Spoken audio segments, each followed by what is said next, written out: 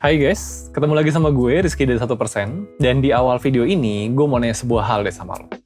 Menurut lo, hidup yang lo jalanin sekarang nih, pekerjaan lo, atau mungkin kalau masih kuliah pendidikan lo sekarang, itu udah sesuai belum sih dengan passion lo? Dengan apa yang benar-benar lo inginkan? Lo passionate nggak soal apa yang lo kerjain setiap harinya? Nah, kalau belum, kira-kira kenapa ya? Oke, gue ngerti kalau emang sebagian dari kalian mungkin belum tahu passion kalian apa.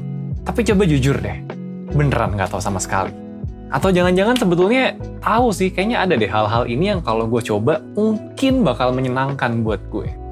Tapi lo belum coba sampai sekarang. Ya nggak? Nah, gue mau sedikit bahas mengenai sebuah konsep namanya adalah leap of faith, alias nyemplung aja dulu gitu kan, loncat aja dulu, percaya sama diri lo sendiri. Dan kenapa hal ini tuh susah banget buat dilakuin sama sebagian besar orang.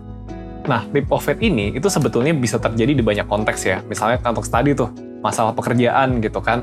Kita tahu kurang lebih, kayaknya gue punya passion deh di bidang ini gitu. Tapi lu nggak berani aja buat nyoba. Baik itu memulainya, ataupun meninggalkan apa yang lu punya sekarang buat hal baru tersebut. Sampai ini juga berlaku di konteks personal, misalnya adalah hubungan sosial lo. Mungkin itu dengan temen lo, atau bahkan hubungan romantis gitu.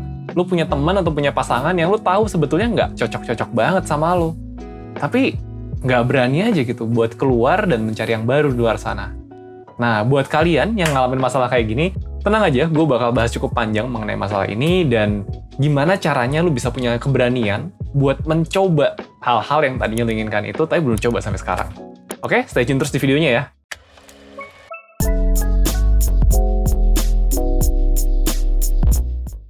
Oke, buat video ini, gue mau menceritakan sedikit mengenai sebuah film yang gue dan anak-anak 1% suka banget. Ini adalah salah satu film tentang Spider-Man gitu kan, film animasi yang rilis beberapa tahun yang lalu, judulnya adalah Spider-Man Into the Spider-Verse. Nah, spoiler dikit sih nggak apa-apa ya, kalau misalkan belum pernah nonton ya, nanti nonton lah, filmnya bagus banget, worth banget kok tonton ya. Jadi, Spider-Man Into the Spider-Verse, itu Spider-Man bukan Peter Parker.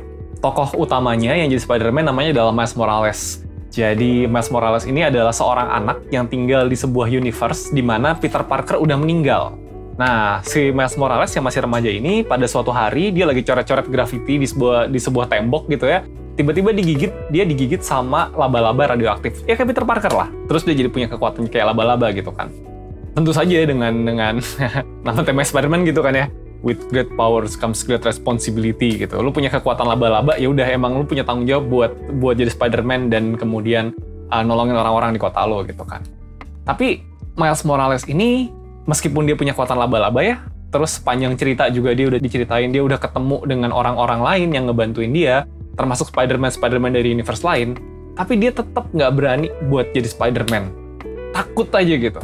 Takut pas lagi bergelayutan di tengah-tengah kota jatuh gitu kan. Takut ternyata gagal, segala macam.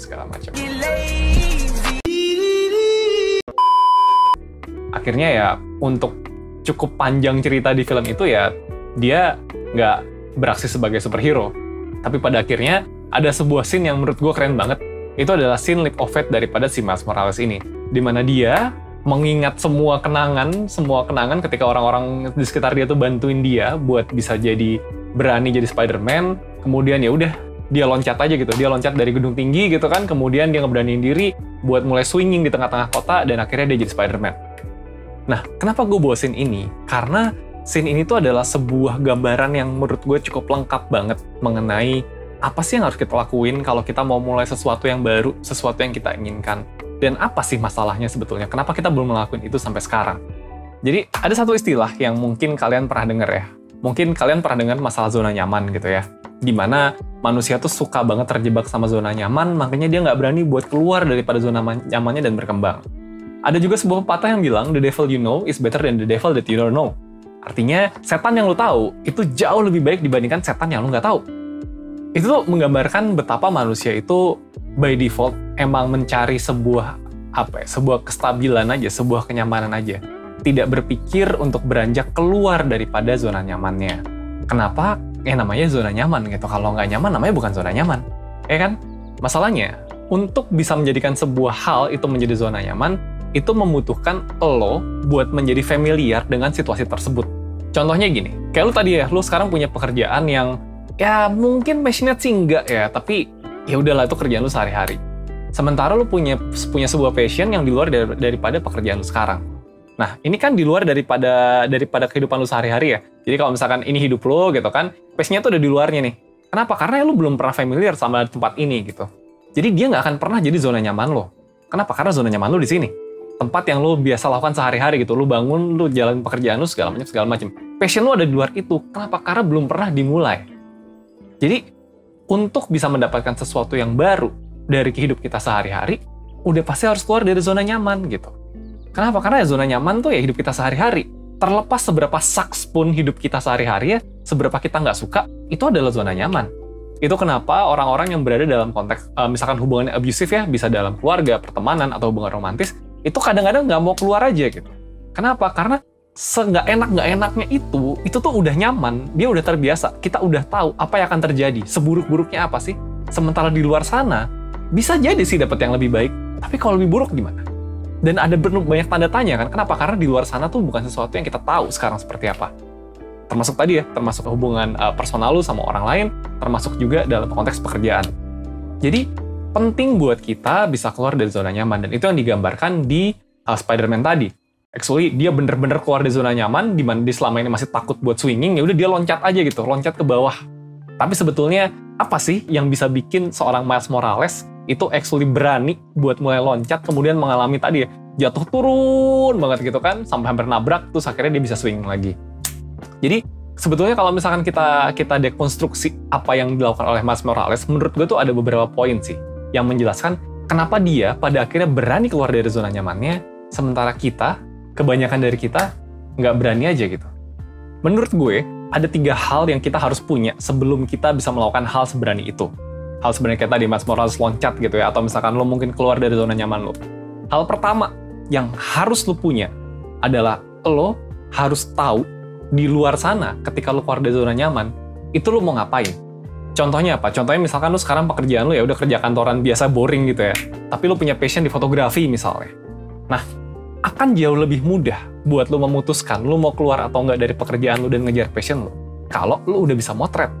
Nah, kalau lo nggak bisa motret gitu kan, tanda tanyanya banyak banget, pasti lebih takut. Nah, ini yang kadang-kadang bikin orang tuh suka stuck. Karena dia pikir, aduh, gue pingin banget yang ngejar passion gue, tapi gue nggak tahu bisa atau enggak. Nah, itu hal pertama yang harus tahu dulu. Tahu dulu, lo bisa atau enggak. Gimana cara taunya? Coba dengan step-step kecil. Misalkan tadi, passion lo fotografi gitu ya. Ya udah, coba dulu, bisa motret apa enggak. Potret aja hal kecil dulu, nggak usah beli kamera dulu deh, lo pakai kamera handphone lo ikutin tutorial di YouTube gitu, gimana cara motret yang enak, kasih lihat ke teman lo. Improve terus diri lo sampai lo bisa yakin, oke, ini adalah sesuatu yang gue suka dan gue emang bisa. Kalau lo nggak tahu lo beneran suka atau beneran bisa atau enggak, pasti ya susah kan. Jadi itu hal pertama yang harus lakuin. Lo harus tahu dulu di luar sana tuh nanti lo mesti ngapain dan lo bisa atau enggak. Hal kedua, kalau misalkan kita lihat di Spider-Man, dan ini juga berlaku di banyak orang sekitar gue ya, adalah si Spider-Man ini, si Miles Morales ini, meskipun dia anak baru ya, dia baru banget punya kekuatan Spider-Man, tapi dia punya orang-orang di sekitar dia yang nge-support dia. Termasuk tadi tuh, termasuk adalah Spider-Man dari dunia lain, termasuk tantenya Peter Parker gitu kan. Mereka tuh ngedukung dia, mereka nge-support dia. Jadi, suka atau enggak ya, support system tuh penting. Punya orang yang percaya sama kita, bahwa kita bisa ngasih feedback dengan fair gitu kan. Oh iya, lo emang kayaknya bisa deh. Oh iya, lo emang kayaknya oke deh. Tapi beneran subjektif ya, bukan lo cupu tapi dibilang oke gara-gara mereka kasihan sama lo aja gitu. So it's very important buat punya support system yang kita bisa percaya judgement mereka, dan mereka punya perasa percaya sama kita. Nah, 2 hal tadi, ketika lo membayangkan ya soal hal yang di luar zona nyaman lo, coba deh pikir, udah punya 2 hal tadi belum? Kalau ngomongin passion tadi, udah tahu belum apa yang mesti lo lakukan di luar sana? Kalau ngomongin misalkan hubungan sosial, misalnya kayak, oh temen gue toksik semua gitu. Udah tahu belum di luar sana tuh ada orang kayak gimana, dan gimana cara nyari teman yang nggak toksik? Tahu dulu gitu kan. Itu sesuatu yang bisa lo lakukan sekarang. Nggak harus serta-merta kalau misalkan, oke, gue kayaknya pingin ngejar passion gue di fotografi gitu kan, tapi lo belum tahu lo jago atau enggak, terus lo resign. Nggak mungkin lah, nggak ada orang segila itu gitu. Tahu dulu, perbanyak data yang lo punya soal gimana cara ngelakuinnya, apa aja nanti yang bakal lo hadapi. Perbanyak dulu, ya. Terus yang kedua, punya support system. Kenapa? Karena keluar dari zona nyaman, itu tuh rasanya sepi, men. Dan ketika lo menjalani sebuah tantangan baru dengan kesepian, terus nggak ada orang di sekitar lo yang nge-support lo, susah, men. kayak sepi dan sendiri dan sunyi gitu loh. I still love you. So, it's very important buat lu punya support system, buat lu punya orang yang bisa ngasih lu feedback, buat lu punya orang yang percaya sama lu dan lu percaya sama mereka. Kalau lu udah punya dua hal tadi, hal ketiga yang lu lakuin apa? Lo cuman butuh nyali. Do it! Just do it! Karena terlepas dari lu udah punya tadi ya, gue tahu nih kalau misalkan gue ngejar passion gue tuh ini yang bakal terjadi sama gue. Oke, gue udah punya teman-teman yang support gue. Tapi kalau nggak dimulai, kalau lu nggak loncat, nggak akan kejadian. Nah, cuma 3 tadi. Tahu dulu apa yang harus dihadapi, punya support system, loncat. That's all, nggak ada yang lain. Gue sendiri, sepanjang karir gue, mungkin kalau misalkan orang yang kenal gue, bakal nganggep karir gue tuh cukup aneh gitu ya. Gue mulai karir gue dari teknologi, kemudian gue pindah ke masalah bisnis, kemudian gue lari ke education, kemudian gue lari ke psikologi, kemudian gue lari kemana lagi gitu. Karena buat gue personal ya, hidup kalau nggak seru, itu ngapain? Dan actually itu yang gue punya. Setiap kali gue mau pindah sebuah bidang ya, baik itu gue pindah karir, atau misalkan tetap dalam perusahaan yang sama, tapi gue pindah divisi, segala macam, gue selalu memastikan bahwa gue tahu apa yang akan gue hadapi, gue sudah melatih diri gue kecil-kecil. Of course, ketika nanti beneran loncat gitu ya, bakal lebih susah sih dibanding apa yang udah gue persiapkan. Tapi paling nggak gue tahu dulu gitu, gue nggak nyemplung tanpa pengetahuan sama sekali. Dan gue selalu punya support system. Dan itu yang enable buat gue bisa punya kehidupan yang cukup seru. Karena kalau misalkan gue nggak punya itu semua, ya gue pasti takut lah keluar dari zona nyaman. Jadi sekarang, buat kalian yang ngerasa kayak, aduh hidup gue kenapa gini-gini aja ya, gue pengen keluar tapi gue nggak berani.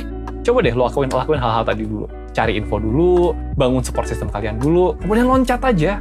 Setelah lo punya cukup data, punya support system, loncat. Oke? Dan kalau ternyata kalian udah ngerasa kayak, oke ini yang gue butuh gitu, tapi nggak tahu aja mesti mulai dari mana kan, karena bingung juga, oke gue mesti belajar tapi dari mana ya?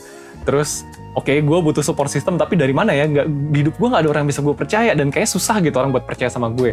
Tenang aja, 1% punya program layanan konsultasi bersama mentor. Mentor-mentor kita udah ngebantuin puluhan ribu orang ngadepin hal-hal kayak gini nih. Bantuin orang-orang yang ngerasa kayak hidup gue tuh nggak tahu arahnya mesti diapain deh. Kayaknya gue nggak tahu mesti mulai dari mana deh. Kayaknya nggak ada orang yang percaya sama gue deh, dan bahkan sampai gue nggak percaya sama diri gue sendiri. Tenang aja, kita bisa bantuin itu semua. Cara daftarnya gampang, tinggal klik link yang ada di deskripsi video.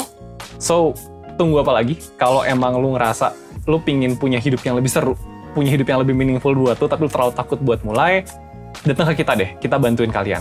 Oke? Ya udah, sekian dulu dari gue Rizky dari 1%. Bye!